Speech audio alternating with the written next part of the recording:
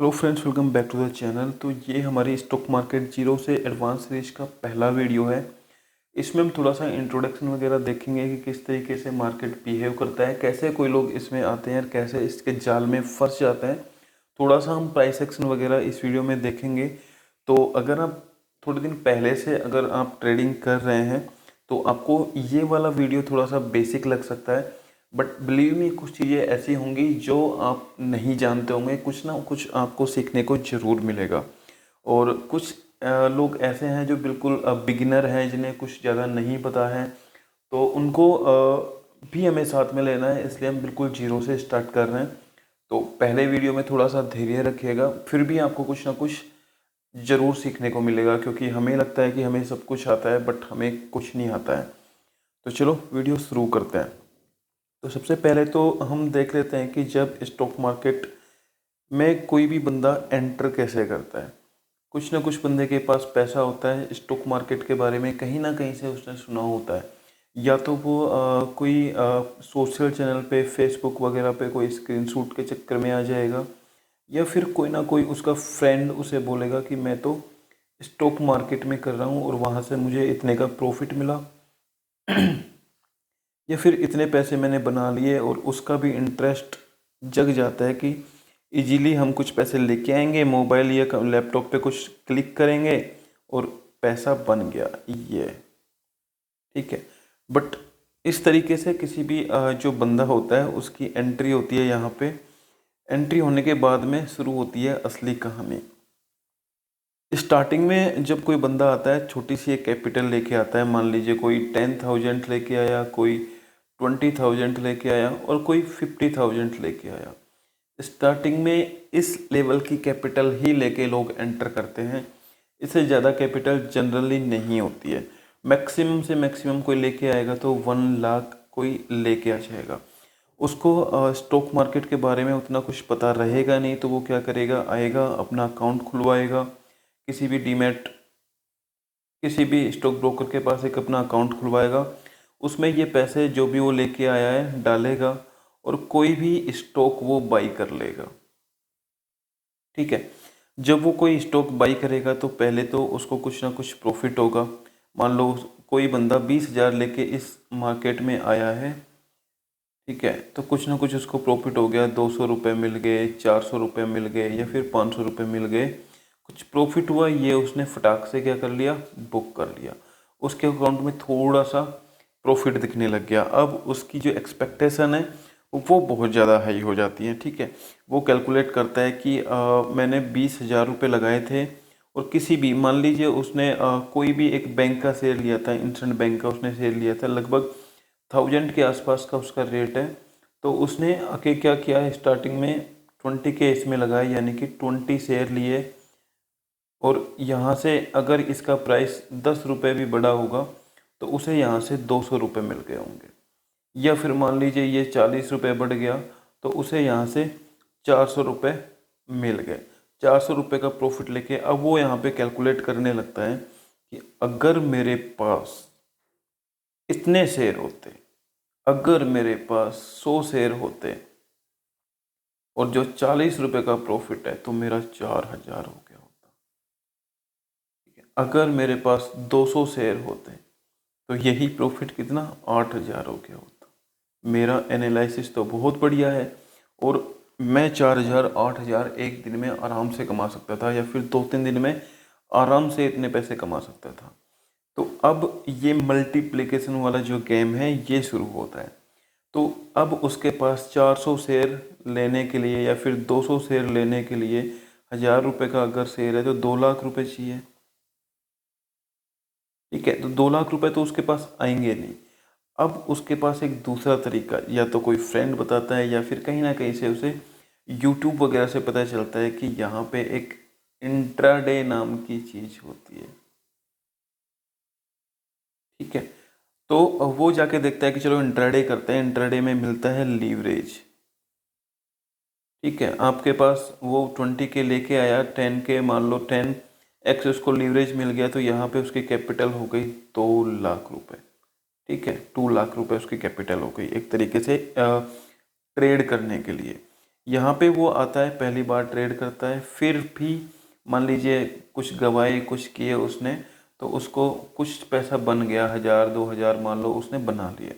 इसके बाद स्टार्ट होती है लॉस की कहानी। जब वो पहली बार, क्योंकि उसने स्टार्टिंग में 4 5 बार प्रॉफिट देखे हैं, स्टार्टिंग में उसको आता है, ये मार्केट है ही ऐसा। अगर आप पाओगे स्टार्टिंग में लॉस होना बहुत मुश्किल है, आपको कहीं ना कहीं से प्रॉफिट हो ही जाएगा स्टार्टिंग में। आप गलती भी करोगे तो आपको प्रॉफिट हो जाएगा, 2 4 5 ट्रेड आपकी ऐसी जाएगी, आपका जो कॉन्फिडेंस लेवल है वो बहुत हाई हो जाएगा। आप इंट्राडे में आ गए, इंट्राडे में आपने 2 लाख से कोई ट्रेड स्टार्ट की, ठीक है, और यहाँ पे आप चले गए स्टार्टिंग में, मान लो आपने 100 रुपये का कोई शेयर खरीदा और ये आ गया 99 में। अब आपके स्क्रीन पे आपको लॉस दिख रहा है मान लीजिए 2000 का। अब 2000 का जो लॉस है, इसके बारे में तो आपने कभी प्लान ही नहीं किया, आपने सोचा ही नहीं कि मुझे लॉस होगा। जो भी आदमी सोचता है यहाँ तो प्रॉफिट बनाने के लिए आता है, और लॉस के बारे में तो उसकी कोई प्लानिंग ही नहीं होती है, तो इसको वो एग्जिट नहीं कर पाता है, ठीक है। 2000 के लॉस को लेने के लिए वो रेडी नहीं रहता है। अब थोड़ी देर बाद में ये लॉस हो जाता है 2.5 के, फिर थोड़ी देर बाद में ये लॉस हो जाता है 3.5 के, और जब 3.5 के हो जाता है तो वो घबरा जाता है और इस लॉस को वो बुक कर लेता है, ठीक है। अब शुरू होती है यहाँ से रिवेंज की स्टोरी, कि मुझे तो जो 3.5 के का लॉस हो गया, ये कैसे हो गया, ये तो होना ही नहीं चाहिए था, ठीक है, इसे मुझे रिकवर करना है। और कई भाई तो ऐसे होते हैं कि उसको सेम डे, मुझे तो आज टर्मिनल क्लोज ही जब करना है जब ये लॉस रिकवर हो जाएगा, तो वो क्या करते हैं, अपनी बची हुई कैपिटल से और ट्रेड डालते हैं। अगर और ट्रेड डालेंगे तो होगा क्या, आपको पता है, जब हमारी साइकोलॉजी ख़राब हो जाती है, क्योंकि साइकोलॉजी इस ट्रेड ने हमारी ख़राब कर दी, कॉन्फिडेंस इस ट्रेड ने हमारा डाउन कर दिया है, तो हमें एक और लॉस होगा। और ऐसे करके कोई दिन ऐसा आएगा जिस दिन हम एक अच्छा खासा लॉस लेके एग्जिट करेंगे, और एग्जिट हम नहीं करेंगे, टाइम हो जाएगा, हम लास्ट तक ट्राई करते रहेंगे। ये होगा आपके साथ, आप लास्ट 3:30 PM तक भी ऑर्डर पुश करने की ट्राई करोगे, बट मार्केट क्लोज हो जाएगा। इसलिए कहीं ना कहीं मान लो कोई 5K पे बंद हुआ, कोई 10K पे बंद हुआ, कहीं ना कहीं आप एक लॉस लेकर बंद होगे, ठीक है। अब नेक्स्ट डे जब मार्केट ओपन होता है तो आपकी साइकोलॉजी क्या रहती है, नेक्स्ट जब मार्केट ओपन होता है तो मार्केट ओपन होने से पहले आपके माइंड में एक चीज़ रहेगी, और वो रहेगी कल का 10K लॉस। आपको और कुछ नहीं करना।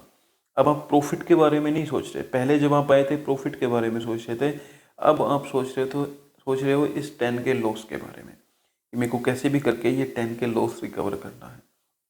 और उसी साइकोलॉजी के साथ में आप मार्केट में एंटर होते हो, और मार्केट इतना आसान नहीं है मेरी जान, मार्केट फिर आपसे कुछ फीस लेगा, और ये 10K लॉस होकर आज बढ़ जाएगा 11K। आज आप जल्दी एग्जिट कर देते हो, क्योंकि कल का लॉस का आपको पता है कि कल मेरे साथ क्या हुआ था।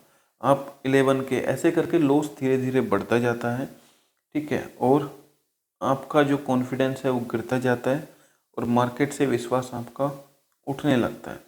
फिर एक दिन आपकी लाइफ है उसमें चमत्कार होता है कि कोई फ्रेंड या फिर कहीं से आपको एक स्क्रीनशॉट मिलता है, ठीक है, वो आपको बताता है कि ये देखो मैंने कमाए आज 5,000 रुपये, ठीक है। तो आपको पता चलता है कि अच्छा 5,000 कैसे कमाए, तो आपको पता चलता है यहाँ पे एक चीज़ होती है, उसे बोलते हैं ऑप्शन ट्रेडिंग, ठीक है। एक बिगिनर की एंट्री इसी तरीके से होती है, उसकी जर्नी इसी तरीके से होती है। कुछ लोग होंगे जिन्होंने इस चीज़ को रिलेट किया होगा, ठीक है, कुछ लोग होंगे जो काफ़ी दिन से कर रहे हैं, उनको ये सब चीज़ें ज़रूर पता होगी। तो ऑप्शन ट्रेडिंग में कैपिटल कम लगता है, उन्हें आधे लोगों को तो पता भी नहीं रहता है ऑप्शन ट्रेडिंग होता क्या है, इसमें सेलिंग भी होती है कि नहीं होती है, ठीक है। उनको ये पता चलता है कि ऑप्शन ट्रेडिंग नाम की कोई चीज़ होती है जहाँ पे अगर हम कॉल खरीदते हैं तो ऊपर जाता है तो प्रॉफिट मिलता है, ठीक है, मार्केट अगर अप जाएगा तो प्रॉफिट मिलेगा, और अगर पुट खरीदते हैं तो मार्केट अगर डाउन जाएगा तो हमारा प्रॉफिट मिलेगा, ठीक है। इनको ये नहीं पता ये कौन बेच रहा है, कॉल पुट बेचने वाले कौन होते हैं, किससे हमारा यहाँ पे मुकाबला है, कितना खतरनाक ये गेम है, इनको कुछ नहीं पता है, ठीक है। तो इस तरीके से इनको ये नहीं पता कौन सी स्ट्राइक खरीदनी है। आज जिनको एक एक साल ट्रेड करता हो करने मतलब जिनको एक एक साल ट्रेड करते हुए हो गए, उनको भी ये नहीं पता होगा कि कौन सी स्ट्राइक खरीदनी चाहिए और किस दिन कौन सी स्ट्राइक खरीदनी चाहिए। ठीक है, अगर आज फ्राइडे है तो हमें आउट ऑफ द मनी खरीदनी चाहिए कि एटीएम खरीदनी चाहिए या फिर आईटीएम खरीदनी चाहिए। ठीक है, अगर आज एक्सपायरी है तो हमें कौन सी खरीदनी चाहिए। तो ये सारी चीज़ें आपको पता होनी चाहिए, और ये पता होने के बावजूद कौन सी स्ट्राइक आज कितना गलने वाली है, यानी कि उनका जो थीटा डिके है वो कितना होने वाला है, किस दिन थीटा डिके ज़्यादा होता है, किस दिन कम होता है, विक्स का क्या इफेक्ट पड़ता है। बहुत सारी चीज़ें होती हैं जिनके बारे में ऑप्शन बायर को कुछ नहीं पता होता। ठीक है, बस वो आता है एक छोटी सी कैपिटल लेके और अपना लॉस पे लॉस करवाते हुए चला जाता है।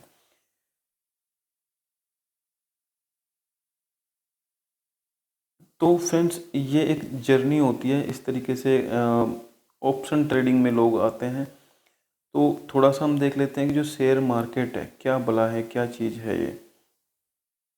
देखिए, मार्केट अपने नाम से ही बताता है, ये एक मार्केट है जहाँ पे शेयर ट्रेड होते हैं।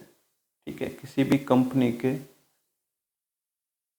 ठीक है, क्या ट्रेड होते हैं, शेयर, यानी इनकी खरीद और बिक्री होती है। हम कंप्यूटर स्क्रीन को ओपन करके, ठीक है, या फिर कोई लैपटॉप मोबाइल, आजकल सब कुछ अवेलेबल है, ओपन करके किसी भी कंपनी के शेयर बाई और सेल कर सकते हैं।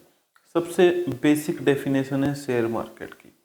उसके बाद में, क्योंकि ये कोर्स डेरिवेटिव्स के बारे में है, हम इसमें ऑप्शन के बारे में बात करेंगे, इन चीज़ों के बारे में ज़्यादा बात नहीं करेंगे। तो हम जल्दी से उस पर जंप करने की या फिर टॉपिक पे आने की कोशिश करेंगे। ठीक है, तो ये तो आपको पता ही होगा कि शेयर मार्केट में किसी भी कंपनी के शेयर का खरीद और बेच होता है, इसीलिए इसको शेयर मार्केट बोला जाता है। अब हम ये देखेंगे कि ये जो करने वाले हैं, सामने से जो ये चीज़ें हमें बेच रहा है या फिर सामने जो अपोनेंट हमारा बैठा है वो किस तरीके का है। FII DII लोग बैठे हैं जिनके पास हजारों करोड़ रुपए रहते हैं। ठीक है, हमारी तरह 10-20 हज़ार रुपये लेके नहीं आते, वो हज़ारों करोड़ों रुपए लेके उनके पास आते हैं। एक साथ बल्क में ऑर्डर पुश कर सकते हैं, उनके पास अच्छे सिस्टम्स हैं। ठीक है, अच्छे लोग हैं, उनके पास एनालिसिस हमसे बेहतर है, मार्केट की न्यूज़ हमसे पहले उनके पास पहुंच जाती है, और उनसे इस मार्केट में हमारा मुकाबला होता है, यानी कि उनके खिलाफ हमें ट्रेड करनी होती है। और यहाँ पे पैसे बनाना अगर इतना आसान होता तो ये लोग इतना पैसा क्यों लगा के बैठे। ठीक है ना, तो पैसा कमाना उतना मुश्किल नहीं है, बट हमें थोड़ी सी स्किल डेवलप करनी पड़ती है, कुछ ना कुछ मेहनत तो करनी पड़ती है, और मार्केट को फीस भी देनी पड़ती है। यानी स्टार्टिंग में मार्केट को फीस तो आपको देनी ही पड़ेगी। मार्केट फीस के बगैर आपको कुछ सिखाएगा नहीं। यहाँ पे हर गलती के कुछ ना कुछ हर जाना आपको देना पड़ता है। कोई भी गलती की यहाँ पे माफ़ी नहीं होती है। आपने कुछ भी गलत किया, कुछ ना कुछ आपको लॉस स्क्रीन पे दिख जाएगा। ठीक है, फ्री में कुछ नहीं मिलता यहाँ पे। तो चलो ऑप्शंस की हम बात करते हैं, यानी डेरिवेटिव्स की हम बात करते हैं। डेरिवेटिव्स क्या होती है? ठीक है, ये डेरिवेटिव जो ऑप्शंस ट्रेडिंग में डायरेक्ट लोग आ जाते हैं। ठीक है, थोड़ा सा देखो थ्योरी पढ़ना ज़रूरी है, क्योंकि अगर हमें किसी चीज़ के बारे में बेसिक चीज़ें नहीं पता है तो उसके बारे में हम प्रैक्टिकल नहीं कर सकते हैं। ठीक है, उस चीज़ को हम अच्छे से हैंडल नहीं कर सकते हैं, क्योंकि जब तक ये चीज़ें नहीं पता होंगी तो अच्छे से हम उस चीज़ को, जो हमारा लर्निंग कर्व होगा ना, वो बहुत स्लो होगा, क्योंकि हम नुकसान कर करके सीखेंगे, नुकसान कर करके सीखेंगे। उससे बेटर है कि हम थोड़ी सी ट्रेनिंग ले लें, थोड़ा सा जान लें चीज़ों के बारे में, ताकि हमारा लर्निंग कर। लॉसेस तो देखो तभी भी होंगे, लॉसेस तो होंगे इस मार्केट में। स्टार्टिंग में मार्केट पैसा देगा, बहुत पैसा देगा स्टार्टिंग में, बट फीस भी लेगा। बट अगर हम थोड़ा सा पढ़ लेते हैं, थोड़ा सा चीज़ों के बारे में जान लेते हैं, तो हमारा जो लर्निंग कर्व है वो कम हो सकता है, और हो सकता है कि मार्केट को हमें फीस थोड़ी सी कम देने पड़े। तो ठीक है, डेरिवेटिव्स होती हैं जिनकी जो वैल्यू है, जिनकी जो प्राइस है, वो कहीं और किसी और चीज़ से डिराइव होती है। मान लीजिए रिलायंस का एक शेयर है, ठीक है, उसका भाव चल रहा है 2000 रुपये। ठीक है, तो कोई डेरिवेटिव होगा जिसका प्राइस इसके ऊपर डिपेंड करेगा। अगर ये 5,000 चला जाएगा तो इसका प्राइस मान लो अब चला जाता है 7 में। अगर इसका प्राइस 6,000 चला जाएगा तो इसका प्राइस और ऊपर चला जाएगा। ठीक है, अभी हम बहुत बेसिक चीज़ें जान रहे हैं, थोड़ा सा ओवरव्यू देख रहे हैं। बाद में हम देखेंगे अच्छे तरीके से जब हम ऑप्शंस के बारे में डिटेल में पढ़ेंगे। ठीक है, कि ऑप्शंस क्या होता है, उनके कौन कौन से ग्रीक्स होते हैं और कौन कौन से ऐसे ग्रीक्स हैं जिनके बारे में हमें जानना ही चाहिए। अब कई लोग आपको ऐसे मिल जाएंगे जो बोलेंगे नहीं ग्रीक्स व्रिक्स कुछ नहीं होता, सारी सब कुछ प्रैक्टिकल नॉलेज होती है। हाँ भाई, मैं भी बोलता हूँ प्रैक्टिकल नॉलेज होती है, बट प्रैक्टिकल आता कहाँ से है? पहले थ्योरी के बाद ही प्रैक्टिकल आता है ना। कुछ ना कुछ तो आपको पढ़ना पड़ेगा। अगर आपको पढ़ना नहीं है, उस प्रैक्टिकल को करने के लिए आपको लॉस भी देना पड़ेगा। तो अगर आप थोड़ी सी थ्योरी पढ़ लेते हैं तो आपका वो लॉस बच सकता है।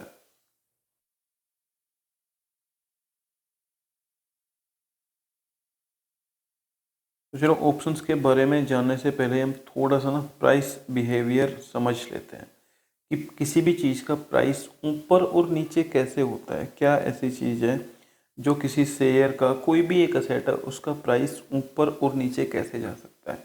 ठीक है, तो जैसे कि हमने बोला था, शेयर मार्केट एक मंडी है जहाँ पे जो शेयर्स हैं किसी भी कंपनी के, बहुत सारी कंपनी हैं, उनके जो शेयर्स हैं वो खरीदे और बेचे जाते हैं। यहाँ पे बोलियां लगाई जाती हैं भाई साहब, इसीलिए प्राइस इसका ऊपर और नीचे जाता है।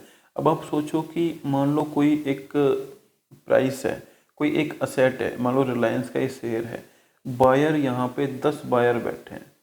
ओनली कितने बायर हैं? 10 बायर। और अभी रेट चल रही है मान लो 2,000 रुपये। अब यहाँ पे अचानक से बहुत सारे सेलर आ गए। ठीक है, कितने सेलर आ गए? यहाँ पे मान लो 100 सेलर आ गए और प्राइस कितनी चल रही थी? 2,000। और इनको फटाफट बेचना है। बायर यहाँ पे 10 ही हैं। तो इनमें से कुछ सेलर बोलेंगे कि यार 2,000 नहीं, चलो मेरे को तुम 1,999 दे दो। ठीक है, कोई मान लो अगला सेलर आया, वो बोलेगा नहीं मैं यार इतने में भी बेच के निकलूंगा, क्योंकि फटाफट इनको निकलना है, कुछ ना कुछ बात हुई है इसलिए इनको निकलना है। तो प्राइस क्या हो रही है यहाँ पे? प्राइस नीचे जा रही है। यानी कि जब सेलर ज़्यादा आ जाते हैं, कुछ ऐसा होता है, जब सेलर ज़्यादा बढ़ जाते हैं बायर से, तो कंपनी के शेयर के प्राइस नीचे जाते हैं। और अगर बायर्स की कहीं पे एंट्री होती है, ठीक है, मान लो किसी शेयर का प्राइस है ऊपर नीचे करके यहाँ पे जा रहा है, और ये एक पॉइंट है, यहाँ पे अचानक से क्या आ जाते हैं? बायर आते हैं। ठीक है, मान लो किसी को लगता है कि यार ये रेट तो काफ़ी अच्छी मिल रही है, मुझे इस पे ले लेता हूँ, क्योंकि कंपनी की जो शेयर की प्राइस है बाद में ऊपर जा सकती है। वो मान लो इस प्राइस पॉइंट पे बहुत सारे बायर एक साथ आ जाते हैं, थोड़ी इनसेन बाइंग हो जाती है, तो इस कंपनी के शेयर के रेट क्या हो जाएगा? ऊपर चला जाएगा। ठीक है, इसी को हम प्राइस एक्शन बोलते हैं। जो यहाँ पे लोग बैठे हुए हैं ना, जो स्क्रीन हमें दिख रही है, इनके पीछे लोग हैं और जो लोगों की साइकोलॉजी है, ठीक है, यही प्राइस एक्शन है।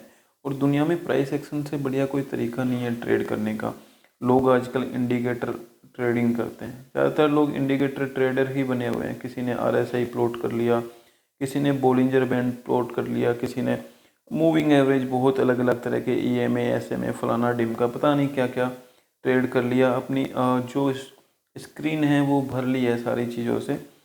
तो लोग आजकल इंडिकेटर ट्रेडर बने हुए हैं, बट स्टार्टिंग में जो चीज़ होती है ना, जिससे ये सारी चीज़ बनते हैं, वो होता है एक सौदा। जब एक बायर और सेलर के बीच में कोई सौदा होता है, उसके बाद में जब कोई ऑर्डर एग्जीक्यूट होता है,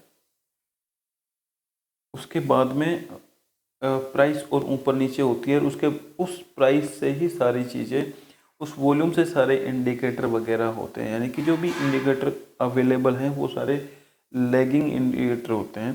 सबसे जो बेस्ट चीज़ है मार्केट को रीड करने का, वो होता है प्राइस बिहेवियर।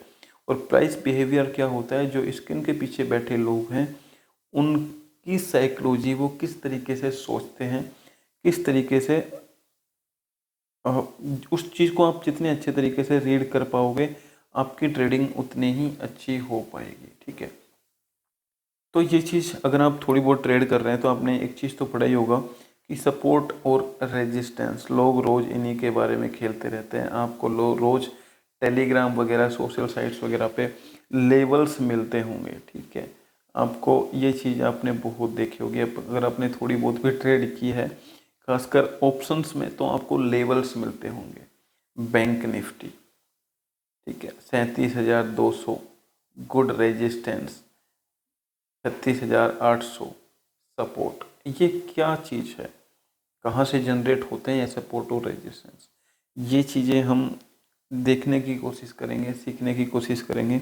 और ये सपोर्ट और रेजिस्टेंस क्या टूटते हैं कि नहीं टूटते हैं, टूटते हैं तो क्या हम इस चीज़ को पहले से थोड़ा सा अजम्पशन कर सकते हैं कि हाँ इस बार सपोर्ट टूटने वाला है और इस बार नहीं टूटने वाला है। इस चीज़ को थोड़ा सा हम देखने की कोशिश करेंगे। देखो, जितने अच्छे से आप प्राइस को पढ़ पाओगे ना, भाव, इस चीज़ को अगर आप पढ़ पाओगे उतना ही आपके जीवन में खुशहाली आने की चांसेस ज़्यादा रहेंगे। चलो हम यहाँ पे एक बार देख लेते हैं। ये देखो, मान लो ये बैंक निफ्टी का चार्ट मैंने लगाया हुआ है 1 आवर का, यहाँ पे टाइम फ्रेम मैंने रखा हुआ है, ठीक है। इसने कोई हाई लगाया था, इसके बाद डायरेक्ट मार्केट गैप डाउन हुआ है, प्राइस यहाँ पे आया, उसके बाद यहाँ से डायरेक्ट ही यहाँ पे ओपन हुआ, फिर वापस प्राइस यहाँ पे आया। अब ये वाला पॉइंट के बारे में अगर हम थोड़ी सी बात करें, ठीक है, ये वाले पॉइंट की अगर बात करें तो यहाँ पे जी ये जो प्राइस है 34,236, ये जो लेवल है, ठीक है, यहाँ पे कोई बंदा होगा, हमारी तुम्हारी औकात नहीं है। जो लोग FII DI होते हैं, बड़े बड़े 4-5 हज़ार करोड़ रुपए लेके बैठे होते हैं। अब सोचो कि मान लो आप उसकी जगह होते, आपके पास 5 CR होते और आपको पैसे लगाने हैं कहीं भी, और आपको लगा कि यार ये वाली जो प्राइस है ठीक है, यहाँ पे मैं बाइंग कर देता हूँ, तो यहीं पे वॉल्यूम बन जाएंगे, यहीं पे इनसेन बाइंग आ जाएगी। क्या आएगी? इनसेन बाइंग आ जाएगी और प्राइस ऊपर जाना स्टार्ट कर देगी, ठीक है। और जब प्राइस ऊपर जाना स्टार्ट कर देगी तो हमारे तुम्हारे जैसे रिटेलर लोग हैं वो भी क्या करेंगे? बाइंग स्टार्ट कर देंगे, ठीक है। बाइंग स्टार्ट कर देंगे तो ऑटोमेटिकली यहाँ पे बायर बहुत ज़्यादा आ गए और प्राइस ऊपर जाता चला गया, ठीक है। तो ये वाली जो चीज़ है ये क्या बन गई? अब सपोर्ट बन गई। ये सपोर्ट क्यों बनी है, आप इस चीज़ को समझिए, इसके पीछे का रीज़न समझिए कि कोई भी जो लेवल है सपोर्ट क्यों बनता है। यहाँ पे किसी तगड़े बायर ने एंट्री की है, मान लो किसी ने अपने 5,000 करोड़ यहाँ पे घुसाए हैं, ठीक है, अपने 5,000 करोड़ का फंड यहाँ पे डाला है। मान लीजिए मार्केट वापस से ऐसे करके यहाँ पे आता है, तो क्या ये आसानी से अपने 5,000 करोड़ रुपए जाने देगा? इनको दाव पे जो अपना 5,000 करोड़ का फंड जो लगा हुआ है, क्या इस लेवल को वो आसानी से टूटने देगा? क्योंकि इस लेवल के नीचे मुसीबत में कौन आने वाला है? ये आने वाला है, ठीक है। तो नहीं जाने देगा, वो कोशिश करेगा, वो और बाइंग करके कैसे भी करके, ठीक है, क्योंकि उसके पास सिर्फ 5,000 करोड़ रुपए नहीं है जो उसने लगा रखे हैं, उसके पास बहुत पैसा है। वो फिर से कोशिश करेगा, उसको अगर ये प्राइस फिर से मिली तो फिर से कोशिश करेगा बाइंग करने की और ये प्राइस वापस से ऊपर जाएगा। इसलिए ये जो लेवल है यहाँ पे अगर प्राइस ऊपर से आता है तो वो एक बार यहाँ पे रुकेगा, ठीक है। वो तोड़ेगा कि नहीं तोड़ेगा वो आगे की बात है, बट यहाँ पे आके वो रिएक्ट करेगा, वो प्राइस यहाँ पे रुकेगा क्योंकि यहाँ पे एक तगड़ा बायर घुसा हुआ है और उसकी हालत ख़राब है जैसे ही प्राइस यहाँ पे आती है, ठीक है। तो इसलिए ये चीज़ें हैं सपोर्ट की तरह काम करेगी। अब बात करते हैं रेजिस्टेंस की। मान लो यहाँ पे किसी ने बेचा है, जैसे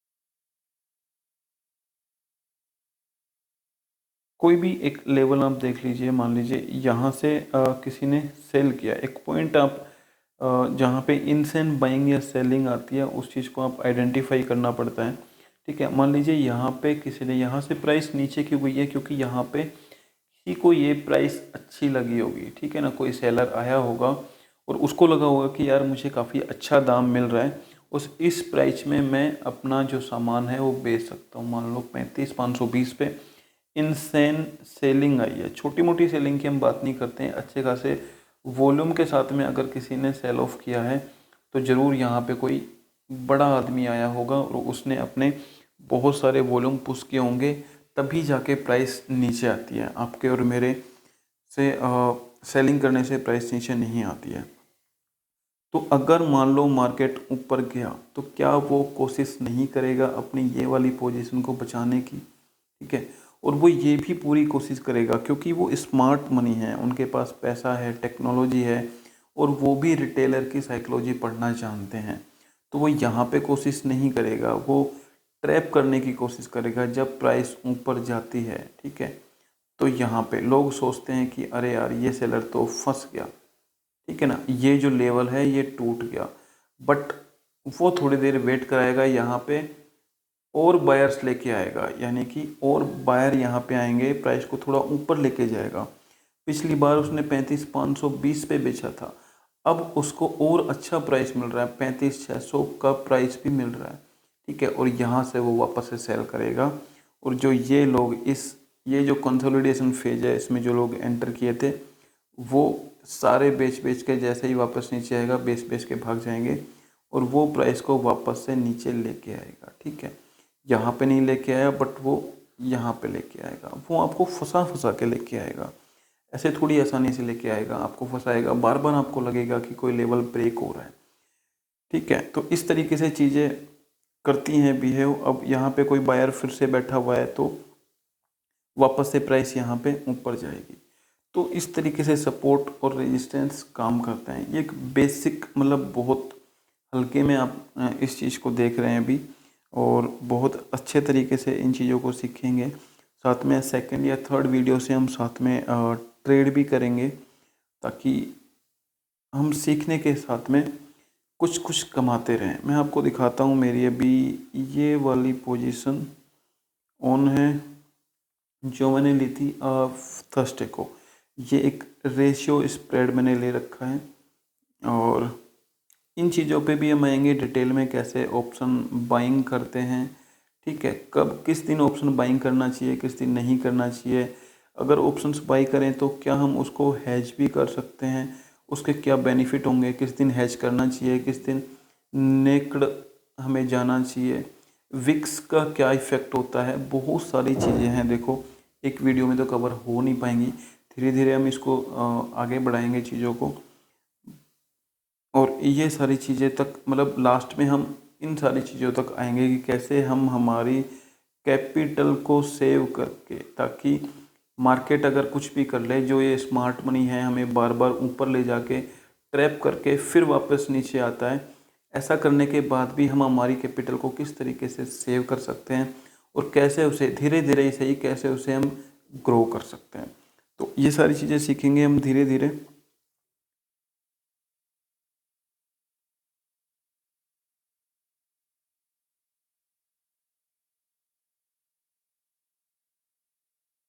और अगले वीडियो में हम देखेंगे सबसे पहले कि अच्छे से प्राइस बिहेवियर,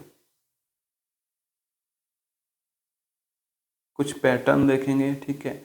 कौन कौन से पैटर्न बनते हैं जो अच्छे तरीके से काम करते हैं। आपका डबल बॉटम या डब्लू पैटर्न हो गया, डबल टॉप पैटर्न हो गया, ठीक है। ये सारे पैटर्न क्यों काम करते हैं, किस तरीके से काम करते हैं, हम इनके पीछे की वजह जानेंगे। कि देखो एक एग्जांपल के लिए हम आपको बताते हैं कि जो डब्लू पैटर्न आपने सुना होगा कि ये इसकी नेकलाइन है, यहाँ पे हमें एंटर करना चाहिए और इसके नीचे का सपोर्ट, ऐसा क्यों होता है।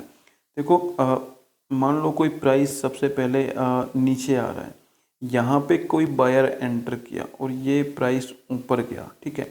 बट जो प्राइस को नीचे लेके आ रहा होगा वो वापस से सेल करेगा, यहाँ पे वापस से कोशिश करेगा प्राइस को नीचे लाने की, ठीक है। बट इस लेवल पे, क्योंकि बाइंग कहाँ पे आ रही है, इस लेवल पे आ रही है। अगर किसी बायर को यहाँ पे मान लो ये 100 रुपये का लेवल है, यहाँ पे उसने बाइंग की थोड़ी सी, उसके बाद सेलर उसे वापस नीचे लेके आया।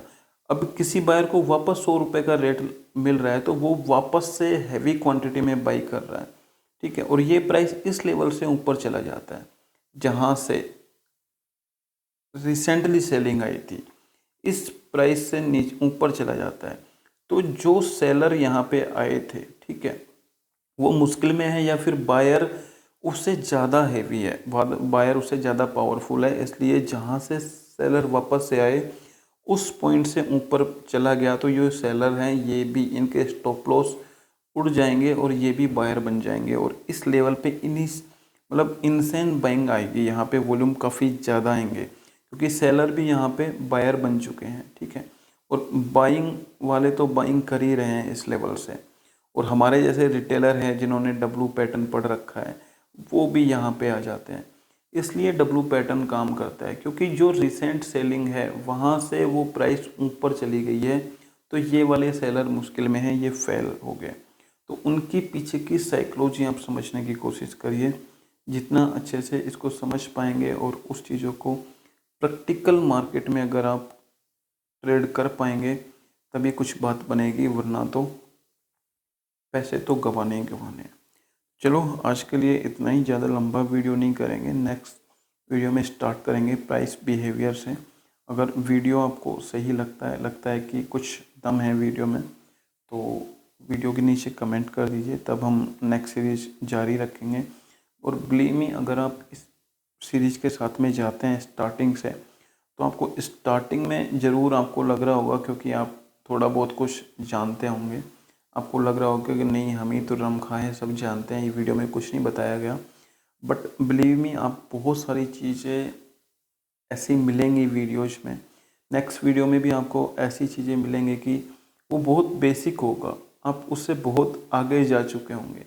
आप ऑप्शन ट्रेड कर रहे हैं, ठीक है, कई लोग ऐसे होंगे जो ऑप्शन बाइंग कर रहे हैं रोज़, ऑप्शन सेलिंग में भी एक दो लोग हो सकते हैं जो ऑप्शन सेलिंग कर रहे हैं, बट उन्हें कुछ चीज़ों का पता ही नहीं है कि किस दिन ऑप्शन की बाइंग करनी चाहिए और किस दिन ऑप्शन की सेलिंग से हमें बचना चाहिए।